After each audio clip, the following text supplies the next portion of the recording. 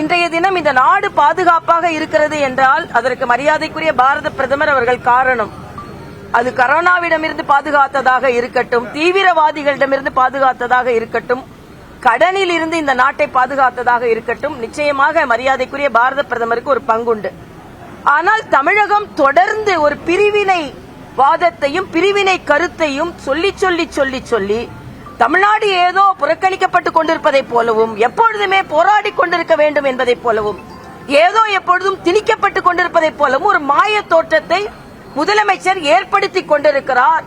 இதற்கு எனது வன்மையான கண்டனத்தை தெரிவித்துக் கொள்கிறேன். என்றாவது முதலமைச்சர் ஒரு மகிழ்ச்சியாக எல்லோரிடமும் பகிர்ந்து கொண்டு நமக்கு கிடைக்கின்ற நல்லவற்றை எல்லாம் ஒரு மகிழ்ச்சியாக நன்றியுணர்வோடு பேசுகிறாரா என்றால் கிடையாது. எப்ப பார்த்தாலும் ஏதோ சண்டை போட்டுக்கிட்டு, ஏதோ அழுத்தத்தில் இருப்பதைப் போல, ஏதோ தியாகியை போல பேசிக் கொண்டிருக்கிறார்.